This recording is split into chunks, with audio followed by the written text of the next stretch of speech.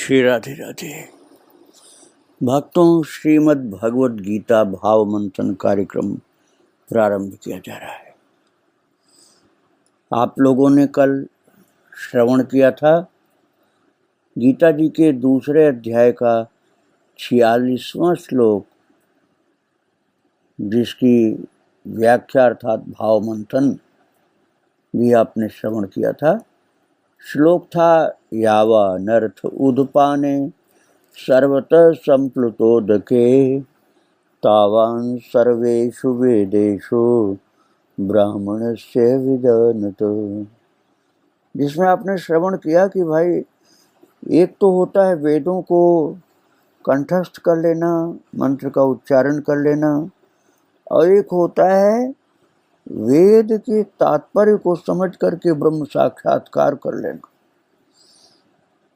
तो दोनों में अंतर प्रभु ने बताया कि जैसे किसी को जंगल में कहीं रेगिस्तान में बहुत मेहनत के बाद चलकर एक छोटा सा पानी का गड्ढा मिलता है, जहाँ अपना कार्य किसी तरह से निपटाता है, पीना, नहाना, धोना आदि। लेकिन यदि कहीं अपार विशाल स्रोत उमड़ पड़े जल का, तो चारों तरफ जल ही जल हो जाए, तो उस छोटे से गड्ढे को कोई नहीं खोजना चाहेगा, जरूरत भी नहीं रह जाती। ऐसे कि कोई सच्चा ब्रह्मज्ञ हो जाए, ब्रह्मज्ञानी हो जाए, तो उसको अब वेद पुराण शास्त्र की आवश्यकता नहीं रह जाती है। अब तो स्वयं ब्रह्म का स्वरूप बन जाता है। तो भगवान ने कहा कि अर्जुन, वैसे तुम ज्ञानी हो, इसमें कोई संदेह नहीं, भक्त भी हो, किंतु प्रभु ने कहा इस समय थोड़ा तुम भ्रमित हो गए। वास्तविकता यह थी कि भगवान ने उनको जिज्ञासु बना दिया था, नहीं तो भ्रम पहले नहीं था उनको। तो जिज्ञासु बनने पर तो एक भ्रमित वाली स्थिति रहती है, तभी तो कोई जिज्ञासा प्रकट करेगा। इसलिए भगवान ने कहा, सार बात बताऊं तुम्हें। 47वां श्लोक, कर्मण्येवाधिकारस्ते मा फलेषु कदाचन मा कर्मफल हेतुर्भूर् मा ते संगोस्त्वकर्मणि। भगवान ने कहा, अर्जुन, तू अपने को एक साधक मानता है ना, तो अब समझ ले अच्छी तरह से कि कर्मणि एव ते अधिकारः, कर्मणि एव अधिकारः ते, अर्थात तेरा कर्म करने में ही अधिकार है। मा फलेषु कदाचन, उसके फलों में कभी नहीं, क्योंकि कर्म करने के लिए शरीर मिला है, इसलिए कर्म करने का अधिकार है तुम्हारा। इसलिए तू कर्मों के फल का हेतु मत हो, तथा तेरी कर्म न करने में भी आसक्ति न हो। ये भक्तों, आपने शब्दार्थ सुना। अब हम इस महान प्रसिद्ध 47वें श्लोक, दूसरे अध्याय का 47वें श्लोक के शब्दों की व्याख्या अर्थात भाव मंथन करना शुरू कर रहा हूं। प्रभु कह रहे हैं, कर्मण एव अधिकारः ते, अर्थात कर्म में ही तेरा अधिकार है। मा फलेषु कदाचन, फल में कदापि नहीं। तो भगवान ने कह दिया कि कर्म में ही तेरा अधिकार है, ये विधेयात्मक बात हुई।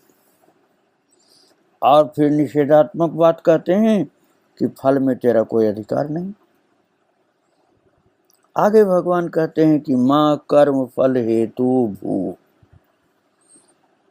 कर्म फल का हेतु मत बनो, और मां ते संगः अस्तु अकर्मणि, अर्थात अकर्म में आसक्त मत हो। तात्पर्य कि काम न करने में भी तुम्हारी आसक्ति न हो, अर्थात निठल्लापन बिल्कुल नहीं होना चाहिए। काम न करने से आदमी आलस्य और प्रमाद युक्त हो जाता है। साधक जो जब अकर्मण्य हो जाता है तो क्या होता है, आलसी और प्रमादी हो जाता है। और प्रमादी सोचता है ये काम हमसे नहीं होगा, या इस काम की क्या जरूरत है, अरे क्यों हम करें, क्या जरूरत है काम करने। तो भक्तों, प्रमाद को मृत्यु कहा गया, प्रमादो वही मृत्यु, इसलिए साधक में प्रमाद नहीं होना चाहिए। अध्याय 4 के 17वें श्लोक में भगवान ने कर्म का बड़ा गंभीर अर्थ बताया और उसके 3 भेद बताए, कर्म, अकर्म और विकर्म। निष्काम कर्म को विस्तार से भी समझाया गया, किंतु यहाँ पर दूसरे अध्याय में केवल कर्म और अकर्म की बात भगवान कर रहे हैं। कह रहे हैं कर्म करने में अधिकार तेरा, और अकर्म में आसक्ति भी तुझको नहीं होना। मां कर्म फल हेतु भू, अर्थात कर्म फल का हेतु मत बन। वैसे तो कर्म करने पर अपने आप कर्म फल का हेतु बन जाएगा, किंतु यहाँ भगवान कह रहे हैं कि कर्म फल का हेतु मन से नहीं बन। अब कर्म कोई करेगा तो कर्म फल का हेतु तो बन जाएगा, लेकिन उसके लिए मन से नहीं बनना चाहिए कि हमें कर्म फल का लाभ मिले। हमने कर्म किया है तो उस कर्म के फल का लाभ हमको मिले, ये मन से नहीं सोचना है, ये तात्पर्य। जो कर्म हम कर रहे हैं ये हमारे द्वारा ही बोए हुए बीज हैं, अब उसके पौधे निकलेंगे ही निकलेंगे। और यदि बीज को हमने भून लिया या उबाल लिया या अंकुरण योग्य परिस्थितियां न हो, तब फिर नहीं कुछ उत्पन्न होगा।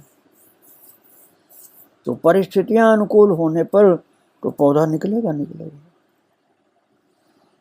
तो कर्म फल का हेतु मत बन, इसका क्या अर्थ हुआ? कर्म फल का हेतु मत बन, इसका अर्थ है मन से ऐसा सोचो कि हमने जो किया है उसका रिटर्न हमें मिलना ही चाहिए, तो ये गलत हो जाएगा। फिर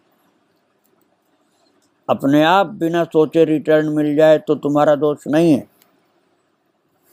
कर्म जो किया है उसका रिटर्न अर्थात फल अपने आप मिल जाए तो तुम्हारा दोष नहीं, लेकिन तुम सोचने लग जाओ कि अरे हमने कर्म किया तो उसका फल हमको मिलना चाहिए, ये गलत है। भगवान ये इस बात को समझा रहे हैं। पहले ही ये सोच लिया कि इतना काम किया है उसका इतना फल मिलना ही चाहिए, तो यही कर्म फल का हेतु हुआ।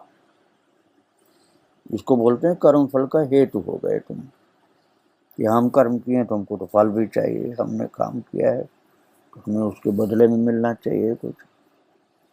तो भगवान करें उसके बदले में चाहना, यही जो है उच्च कोट के साधक का कर्तव्य नहीं है, क्योंकि फिर निष्काम कर्म वो नहीं रहा। तो कर्म करने में ही तेरा अधिकार है। प्रभु का कहना है फल में कदापि नहीं, अर्थात फल के विषय में तुम्हें सोचना नहीं। कर्म कर लिया, फल के विषय में बिल्कुल नहीं सोचना तुम्हें। और बहुत सारे जन्मों के कर्मों के फलों का हिसाब है दोस्तों, संग्रह है समझ लो। पिछले जन्मों में जो कर्म किए हैं उन सब के कर्म फलों का जो संग्रह है उसी को संचित कहा जाता है। संचित कर्म उसको बोलते हैं, जो हमने पिछले जन्मों में और इस जन्म में भी किया वो भी संचित में ही चला जाता है, उसका फल। जिनकी हमको जानकारी भी नहीं रहती वो भी सब इकट्ठा होता रहता है। उसमें से किस समय क्या फल मिलेगा हम नहीं जानते हैं, क्योंकि साधारण कर्म होता है तो वो अगले जन्म में उसका फल जाता है, इस जन्म में नहीं मिलता। और विशेष कर्म होता है तो इस जन्म में ही फल मिलने लग जाता है। तो कितना क्या प्रारब्ध है, उसमें से हम क्या लेकर आए हैं, ये किसी को ज्ञान तो होता नहीं सामान्यतया।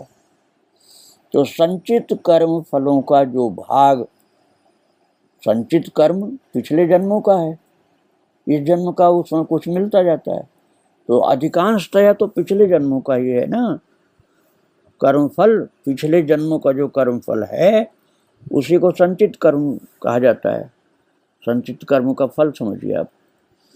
तो उसमें से जो भाग हम लेकर आए हैं मार्ग व्यय के रूप में, कि हमको मनुष्य का जन्म मिला है तो हमको इतना सुख दुख रास्ते के खर्च के लिए समझिए मिला है, इतना सुख मिलेगा और साथ में कुछ दुख भी होगा। तो इस जीवन यात्रा में हम जो मार्ग व्यय के रूप में पिछले जन्मों के संचित कर्मों का फल लेकर आते हैं वही प्रारब्ध कहलाता है। अब ये आप समझ लीजिए, जो कर्म किया गया उसका फल हो गया, उसका नाम संचित, और जो हम लेकर आए इस जन्म में भोगने के लिए वो हो गए प्रारब्ध। और हानि लाभ जीवन मरण यश अपयश विधि हाथ।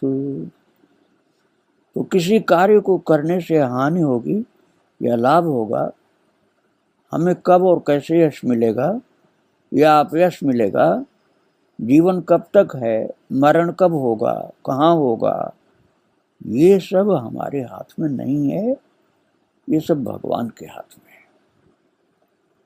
तो फिर क्या है हमारे हाथ में? कर्म करने का अधिकार,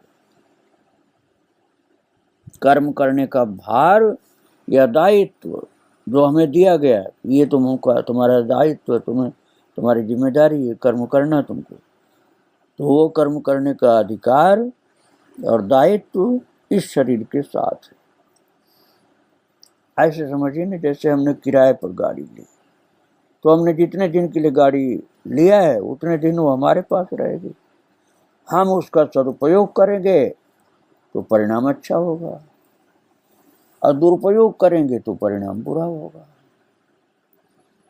इस तरह से विचार करना। मैं इस पर और विचार करूंगा दोस्तों, भाव मंथन, और आगे भी इस श्लोक का जारी रखूंगा भी। तो आज प्रभु को प्रणाम करके और उनके भक्त को प्रणाम करके यहीं विराम दे रहा हूँ। अभी ये श्लोक जो है और विचारणीय है, 47वां श्लोक। तो आगे चर्चा जारी रहेगी। वृंदावन बिहारी लाल की जय, राधा रानी की जय।